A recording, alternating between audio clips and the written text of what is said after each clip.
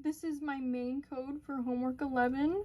First, I start off by setting up PB10 timer 2 channel 3 for the motor. I then call up all my setup functions, including how I set up the LCD.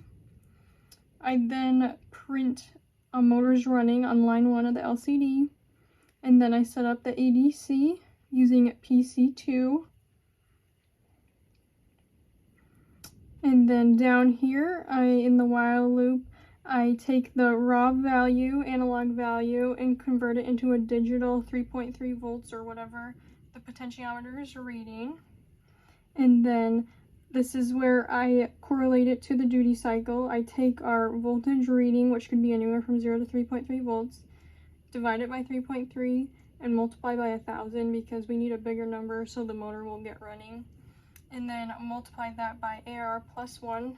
This is all based on the generic formula that duty cycle is equivalent to CCR blank divided by AR plus 1.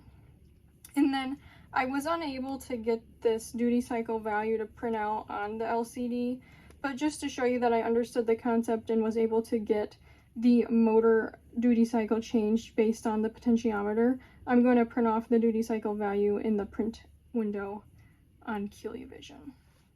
So I'm going to build and load this code.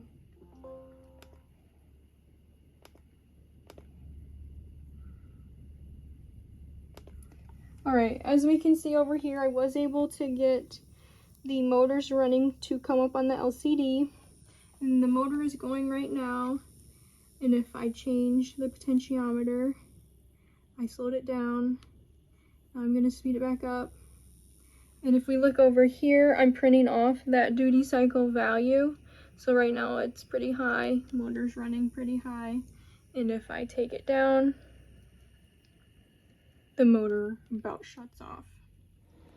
Since my previous video for homework 11, I figured out how to get the duty cycle variable that I was putting in the debug window onto the LCD using this sprintf function.